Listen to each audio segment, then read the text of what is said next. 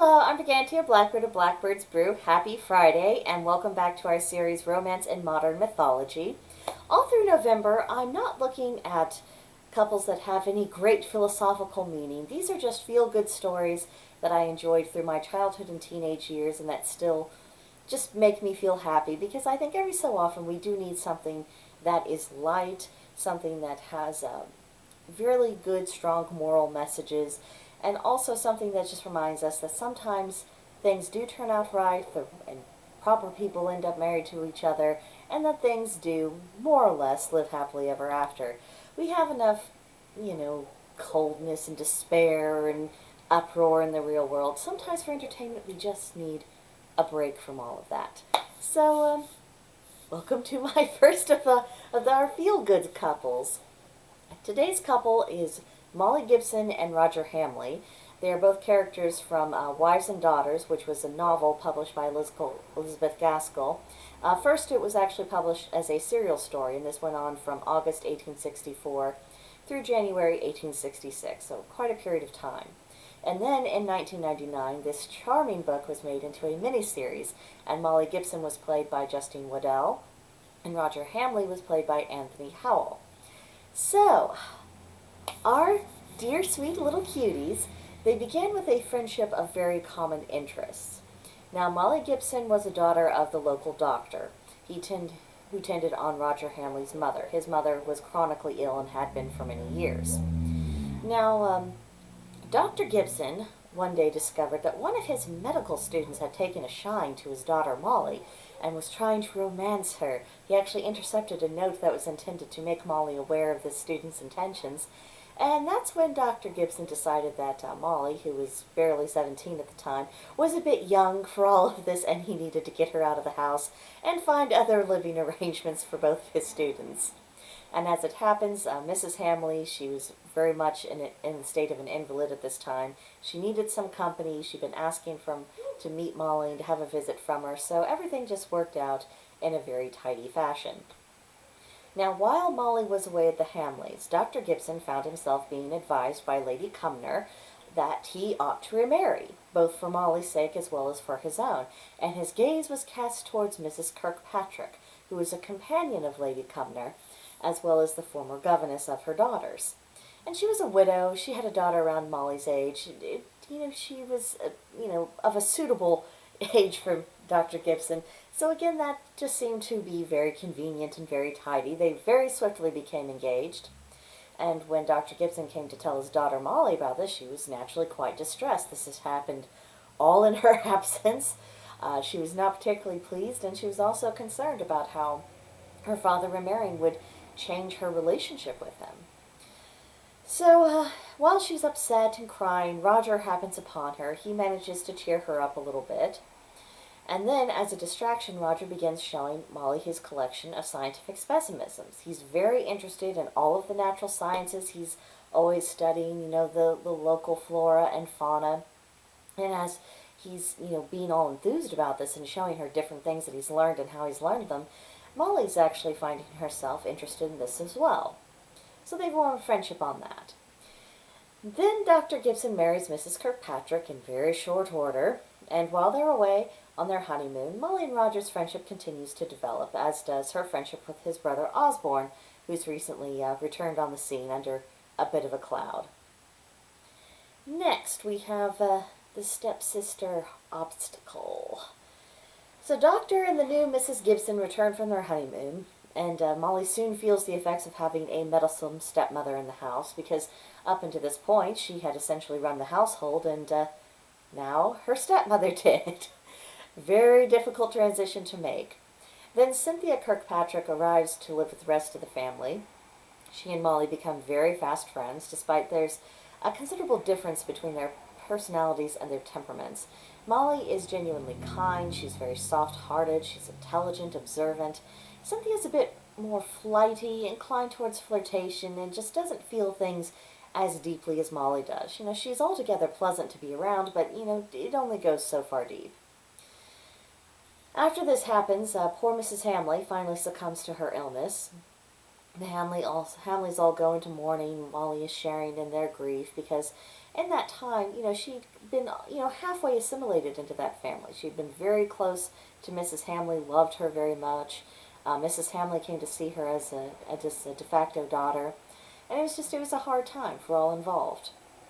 But after a little while, the Hamley family began to rejoin the community, and that's when Roger Hamley meets Cynthia for the first time at a card party for some young people in the village.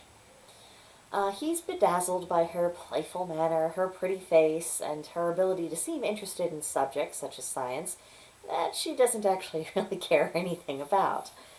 For her, she's just being polite and pleasant. Molly, at this point, had begun to realize that her feelings towards Roger were of the more romantic variety, and she suffered the pain of watching him become increasingly infatuated with Cynthia, who was permitting his interest.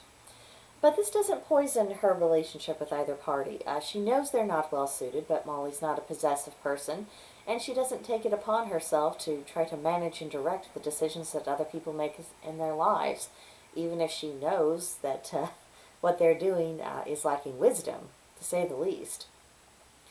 But she also understands that the fact that Roger took a liking to Cynthia, this wasn't done to hurt her, and at this point Roger wasn't even aware that Molly felt anything more than friendship for him. And Cynthia entertaining Roger's interest, that also wasn't done out of malice. And I think that Molly really displayed considerable maturity in this matter, more so than what a lot of people twice her age would display in today's world. That much I know. Meanwhile, Roger Hamley, he has graduated from Cambridge, but he also has honors and a fellowship, and he has been tapped into going onto a scientific expedition to Africa. This inspired him to propose to Cynthia, who accepts him, and then he dashes off to the boat so he can learn all about the flora and fauna in another continent. Molly is absolutely wrecked, but she pulls herself together, accepts the situation because she genuinely loves her stepsister, she genuinely loves Roger, and it's their mistake to make, essentially. So, how it all ultimately turns out and turns around. At this point, Roger and Cynthia's relationship has been reduced to the exchange of letters, which take months to arrive. And it's quite obvious that Cynthia is not as attached to Roger as he is to her, and she frankly admits as much to Molly. And after one such occasion, Molly does end up reproaching her, saying that Roger is in love with her, and because of that he depends on Cynthia, and that she should try to deserve him. I think it's the crossest conversation Molly had with Cynthia throughout the entire miniseries. Then the plot thickens when it seems that another person by the name of Mr. Preston also considers himself to be Cynthia's fiancé, and he has letters containing Cynthia's repeated promises of marriage from a few years ago. Cynthia has tried repeatedly to break it off over a course of several years. She wants nothing to do with Mr. Preston, but he's not taking no for an answer, and he's threatening to make the letters public. In the end, Molly is the one who's able to send Mr. Preston away, and she shames him into returning Cynthia's letters. And Cynthia promptly burns those letters so the evidence can no longer come back and haunt her.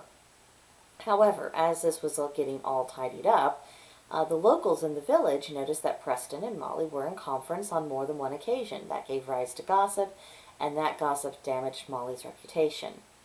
Thankfully, she's rescued by Lady Harriet, who's the daughter of Lady Cumnor, and she's acquainted with all the parties involved, and she figured out all on her own that whatever was going on with this little shindig, it had a lot more to do with Cynthia than it did with Molly. And the drama ends with Cynthia breaking off her engagement to Roger Hamley, after Lady Harriet's managed to save Molly's reputation. But Cynthia realizes that she doesn't love Roger the way that she should as a future wife, and she cannot do right by him. And she's also figured out that Molly's truly in love with Roger, and she thinks that, after Roger has time to think about it, that he'll realize that Molly's really the person who he should have taken interest in all the time. Now, at this same time, Osborne, who's Roger's older brother, he had a heart condition. He ends up dying, and Roger is called home from Africa. He's gotten the news about the death of his brother and the broken engagement all at the same time. It is also revealed during the course of events that Osborne was secretly married and had a child, and who happened to be a boy, and this ensured the family line. And before Roger comes back from Africa, Molly's the one who's looking after Squire Hamley, and you can just see this beautiful father-daughter relationship between the two of them. And she stays there until her own father fetches her to come back home. Once Roger arrives home, he and his father get to talking about the broken engagement. Roger admits that he could tell by Cynthia's letters that her heart wasn't in it. And as he reflected upon it, he said he realized that he had fallen in love with an idea of Cynthia, as opposed to Cynthia herself. Squire mentions that he finds it astonishing that neither Osborne nor Roger ever cast their gaze at Molly. Roger fibs and declares that Molly's, she's like a sister to him, but he doesn't really believe that, and at this point, neither does the audience. Then we have Lady Harriet intervening again. She does this by persuading her brother, Lord Hollingford, who is the patron of Roger's scientific expeditions, to hold a house party in honor of Roger, returning from his travels and the scientific knowledge that he brought with him, and it's going to be this whole conference. But she also invites Molly as her own special guest at this house party. Then Roger sees Molly, beautifully dolled up for the first time in 2 years, and he sees her also being paid attention to by various men at the party. And to make it even more frustrating for him, he isn't really able to even have a conversation with her because she's been constantly surrounded and occupied, and he's a trifle annoyed by all this. It's only after the ball on the initial night of the house party that he manages to have a conversation with her. Among other things in this conversation, he affirms that the whole business with Cynthia it's over for him as well, including the emotional level. He realizes that it was a mistake. And he also expresses his appreciation for the way that Molly cared for his father, his sister-in-law, and nephew after Osborne's death, and how she just took charge and handled things. And, just as it seems that Roger and Molly's friendship is about to renew and possibly flower into romance, we get another snag. It's after Molly's had this conversation with Roger, she's walking back towards the house, and she's overhearing Lord Hollingford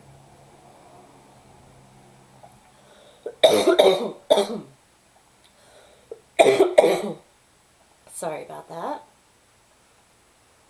Anyway, she heard Lord Hollingford talking to his sister, Lady Harriet, because Harriet's wanting Roger and Molly to renew their acquaintance, fall in love, and get married, and she's telling her brother, Lord Hollingford, as much, and he's like, oh no, if Roger got married right now, that would just be disastrous and bad for his career, and blah, blah, blah.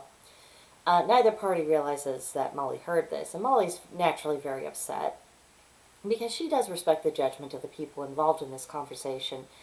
And so, because she cares about Roger so much, she starts keeping a distance from him. She knows how important his work is to him. She doesn't want to be the reason why his life goes off track. She's being very self-sacrificial, as per usual. So after this house party, she's then later invited to visit the Hamleys' home, and she's still trying to give Roger space. Roger doesn't understand this at all, and his manner towards Molly is becoming increasingly romantic. He's trying to make his intentions clear towards her, but she's not cooperating with listening because she thinks it would be bad for him. Then, in the midst of this, it is discovered that Roger's sister-in-law, Aimee, has caught scarlet fever, and Molly has to leave the house because scarlet fever is highly contagious, very dangerous, and she's never before been exposed to the illness. So Molly's sent away, and Dr. Gibson's tending his patient, and after one of his visits, Roger asks his permission to ask Molly to marry him before he leaves for Africa. Dr. Gibson can't allow it at the moment because of the danger of the accidental spread of the illness. He's a father, he cares about his girl. However, Roger does end up going to the Gibsons' house, from a distance. He was standing outside of one of those windows, and when someone sees him, he waves goodbye, which is as close as he can get, as per Dr. Gibson's orders. And then he leaves to go and catch his coach, so that he can go catch the boat, so he can go back to Africa and all this stuff. Molly has just this shift in her thinking. And that moment, it doesn't matter that he's about to leave for another continent. It doesn't matter that it's pouring down the rain. It doesn't matter that she might be at risk of illness. She chases after him. And she arrives at the stop just as the coach is pulling away. She thinks that she's missed him. And then Roger speaks. He's standing about 10 feet away. He said he couldn't go without speaking to her. Just couldn't leave, couldn't do it. And he can't come any closer. He's respecting her father's orders. But even though this does occur at about 10 feet away from each other, he does manage to propose very sweetly, and Molly does accept him. Next, we see them at a garden party at Hamley Hall. Roger and Molly are married, and his patron, Lord Hollingford, and Molly's friend, Lady Harriet, they're having a conversation which Hollingford admits that his sister was completely correct about Roger and Molly, and he was completely wrong, and that them getting married was actually the very best thing that could have happened. Then we have the absolute finale. We see Roger has returned to Africa. He's on another expedition, but this time Molly is at his side. So despite youthful mistakes, questionable judgment, and being turned by a pretty face, everything turned out all right at the end. And it's such a beautiful story. Because we realize that, we might mistake infatuation for love, but we can still come to our senses down the road.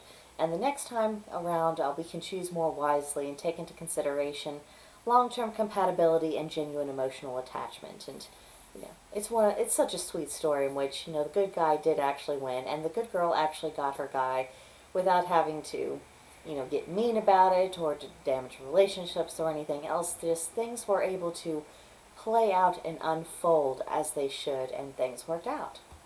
So that's the cute little story. Not much more point to it than that. It's just one of my favorites, and throughout the whole month of November, I'm just going back to these old films, reviewing them, and just enjoying the stories for the nice, lighthearted escape that they are. So if you haven't read the book or you haven't watched the miniseries, I hope this has inspired you to do so. If you would like to talk about fiction or anything else, really, you can come visit me at Blackbird's Brew on Discord. There will be a link to join in the description box below. And if you haven't already, please subscribe to this channel, like this video, leave me a comment. That's it for now. I'm going to spend some time with my tea, and I will see you in another video. Bye.